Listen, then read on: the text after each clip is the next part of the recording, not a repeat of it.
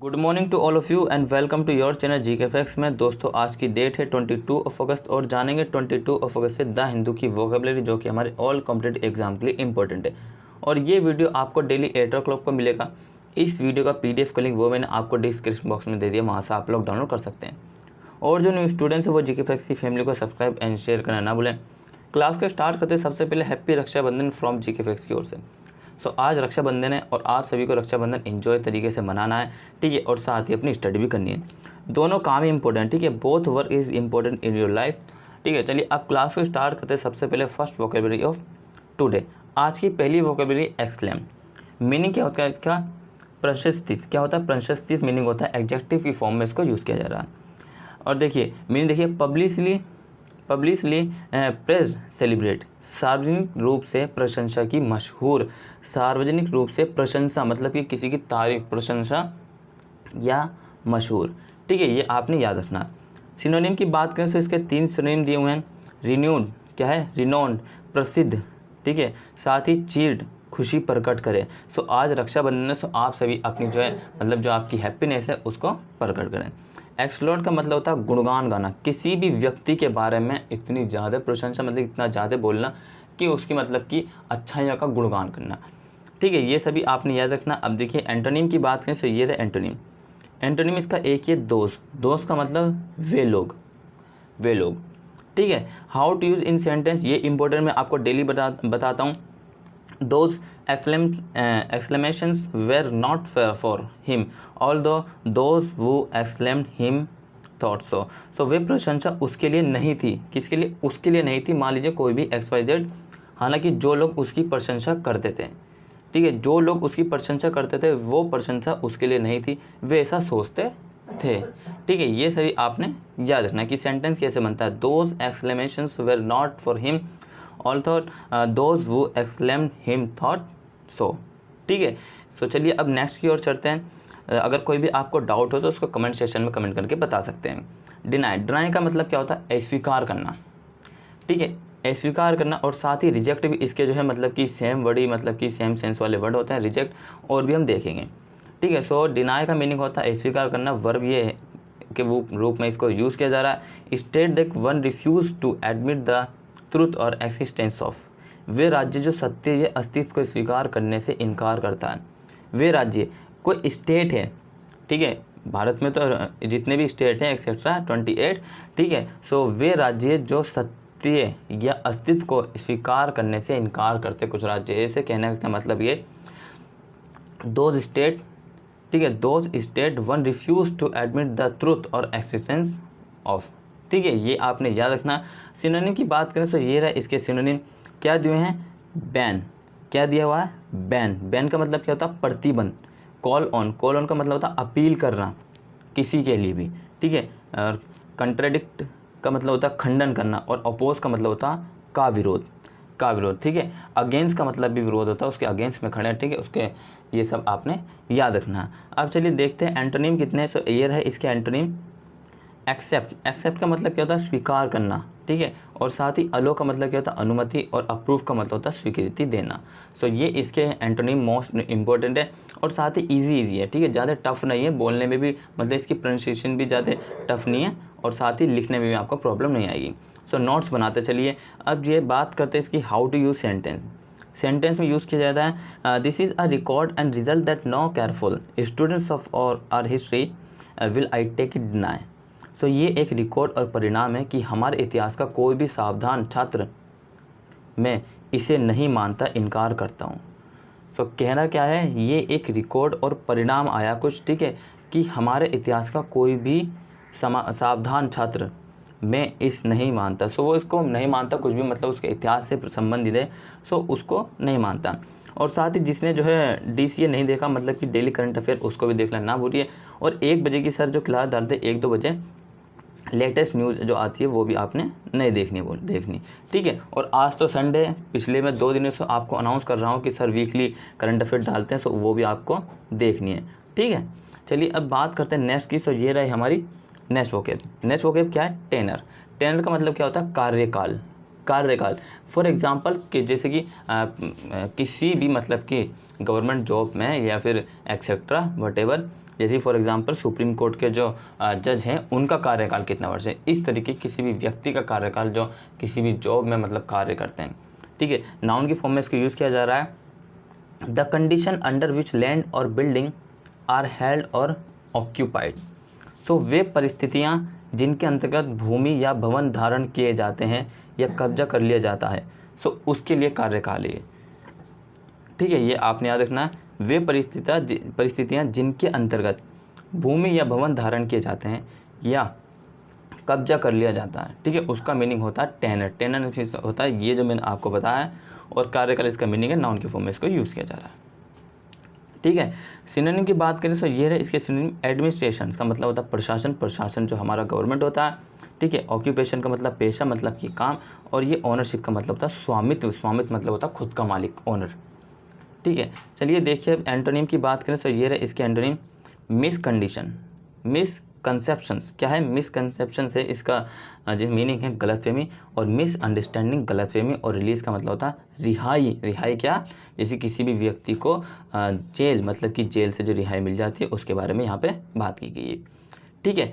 अब बात करते हैं यूज़ ऑफ सेंटेंस में यूज़ कैसे होता है। The gave the tenants security of tenure and the land owners an act of settlement. उन्होंने काश्तकारों को कार्यकाल की सुरक्षा दी और जमींदारों को बंदोबस्त का एक अधिनियम दिया, ठीक है। उन्होंने काश्तकारों को कार्यकाल की सुरक्षा दी और जमींदारों को बंदोबस्त का एक अधिनियम दिया। They gave the tenant security of tenure and the land owners on an act of settlement, ठीक है। ये आपने याद रखना है। नेक्स्ट देखते हैं। नेक्स्ट है क्या है आपका हॉट। क्या है? हॉटी। इसको जो है एच के बाद जो है टी वाई और लगा लेना, ठीक है। ये टाइपिंग मिस्टेक हो चुका है। मीनिंग क्या होता है इसका? एडजेक्टिव होता है। मीनिंग क्या होता है इसका? मीनिंग एडजेक्टिव होता है। और घमंडी, कुछ लोग देखोगे आपकी लाइफ में, आपके फ्रेंड होंगे या फिर रिलेटिव वगैरह वटेवर, ठीक है, नेबर्स होंगे। सो कुछ लोग घमंडी होते हैं, उनमें घमंड होता है, ठीक है। सो ये इसका मीनिंग है हॉटी का, ठीक है, घमंडी। Having a feeling of superiority that show itself in an overbearing attitude। तो श्रेष्ठता की भावना होना जो अपने आप में एक शानदार रवैया दिखाता है। श्रेष्ठता मतलब कि घमंड, घमंड का की भावना होना जो अपने आप में एक शानदार रवैया दिखाता है। सो कुछ लोगों में घमंड होता है, सो उनका रवैया भी मतलब एटीट्यूड भी डिफरेंट होता है औरों के प्रति, ठीक है। चलिए अब सिनोनिम की बात करें तो ये रहा इसके सिनोनिम। कैवेलियर। क्या है? कैवेलियर का मतलब होता है घुड़सवार, मतलब कि घोड़े पर चढ़ जाते हैं, ऐसा हम कहते हैं कि मतलब कि ज़्यादा आसमान में नहीं उड़ो, घमंडी हो तो, ठीक है। पंपस का मतलब होता है गर्वित, गर्वित, ठीक है। और चलिए देखते हैं अब एंटोनिम की बात करें तो ये रहे इसके एंटोनिम। मॉडेस्ट का मतलब होता है मामूली।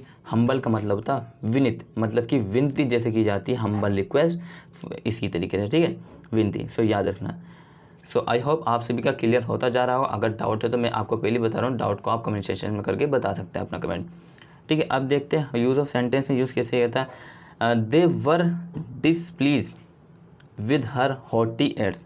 सो हॉटी एड्स, ठीक है, वे उसकी अभिमानित हवा से नाखुश है। सो ये इसकी स्पेलिंग थी जो कि टाइप की मिस्टेक थी, आप इसको यहाँ से सही कर लीजिए, ठीक है।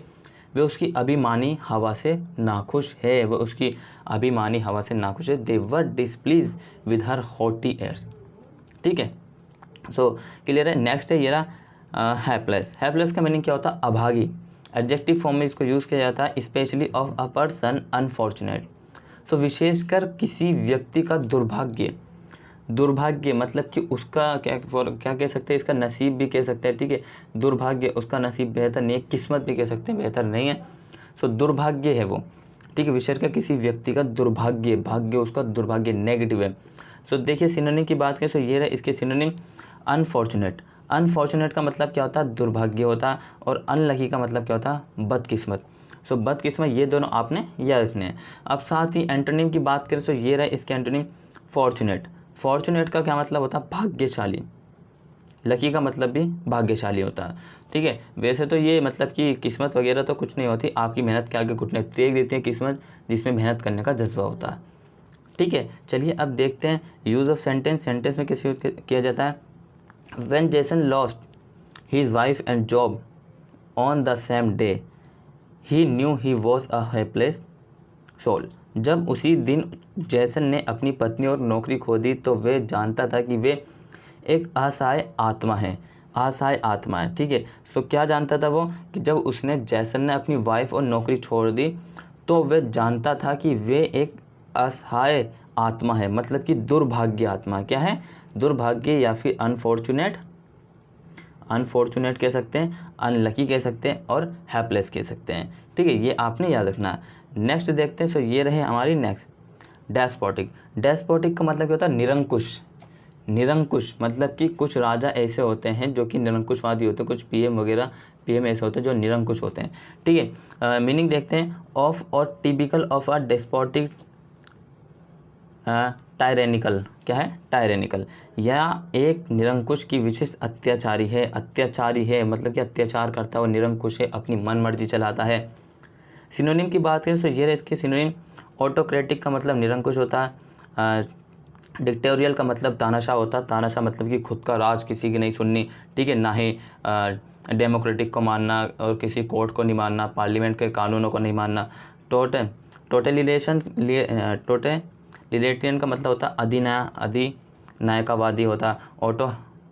ऑथोरिटेरियन का मतलब होता है सत्तावादी, मतलब कि सत्ता हाथ में आ गई तो तानाशाह बन जाएंगे, निरंकुश बन जाएंगे, किसी की नहीं सुनेंगे। ठीक है, सो इस तरीके के कुछ पीएम होते हैं या फिर कुछ राजा कह सकते हैं, किंग ऑफ स्टेट्स या फिर किंग ऑफ कंट्री। ठीक है, अब एंटोनिम की बात करें तो ये रहा इसके एंटोनिम। डेमोक्रेटिक, ये हमारे मतलब का, ये हमारी लाइफ का, डेमोक्रेटिक हमारी लाइफ का हिस्सा है। ठीक है, लोकतंत्र। अकाउंटेबल का मतलब होता है उत्तरदायी, उत्तरदायी। अब देखिए जो तानाशाह होता है मतलब कि ऑटोक्रेटिक या फिर डिस्पोटिक, उसमें जो है मतलब कि जनता मीन्स जो पॉपुलेशन होती है वहाँ पूरी तरीके से मतलब कि ओपनली नहीं जी पाती। ठीक है, उसके राइट पर मतलब कि प्रतिबंध बैन लगा दिया जाता है। लेकिन democratic one of the reason है, एक कारण है कि लोगों को पूरी तरीके से मतलब कि एंटायरली जो है मतलब फ्रीडम दी जाती है। ठीक है, वहाँ पे किसी भी धर्म जाति लिंग के आधार पर किसी प्रकार का भेदभाव नहीं किया जाता, सबको फ्रीडम होती है जीने का। ठीक है, सो लोकतंत्र इज़ अ बेस्ट। अब देखते हैं sentence. Under orders from the despotic rules citizens were deny freedom of speech. निरंकुश शासक के आदेशों के तहत नागरिकों को बोलने की स्वतंत्रता से वंचित कर दिया गया था। सो देखिए मैंने आपको बताया है कि जो डेस्पोटिक होते हैं, निरंकुश होते हैं, मतलब कि फॉर एग्जांपल एक्सेट्रा, कोई राजा हो या फिर पीएम हो, कोई भी हो, अगर उनका राज है निरंकुश किसी देश में, सो वो क्या करेंगे, नागरिकों को बोलने की स्वतंत्रता पर बैन लगा देंगे। ठीक है, citizen were deny freedom of speech. लेकिन अगर डेमोक्रेटिक है, सो हम कौन से देश में रहते हैं? डेमोक्रेटिक में। हमें किसी और देश से मतलब नहीं है डेमोक्रेटिक, क्योंकि एक भारत एक ऐसा देश है पूरे विश्व में, देख लो पूरे विश्व में, जिसमें कि every citizen has right to speech anything, लेकिन वो भी समय मतलब कि सीमित हो। अब ये नहीं कि आप कुछ भी बोल दो किसी के बारे में, वैसा भी नहीं है। ठीक है, लेकिन आपको जीने का, बोलने का, रहने का, समानता का सभी अधिकार एक सिर्फ भारत है हमारा देश जिसमें मिलता है। ठीक है, सो आज की क्लास यहीं खत्म होती है। अगर आपको क्लास अच्छी लगी so please like and subscribe जरूर करिए, और डेली जो है वोकेब की क्लास ना देखना भूलिए। और साथ ही 5 बजे की जो आती है करंट अफेयर वो, और सर जो 2 बजे डालते हैं लेटेस्ट न्यूज़, वो नहीं देखने भूलिए। और आज तो वीकली है, आज तो आपने स्कोर करना है करंट अफेयर में। ठीक है, so till then take care, all the best, have a nice day, thank you for watching this video. Happy Rakshabandhan all of you from GK facts.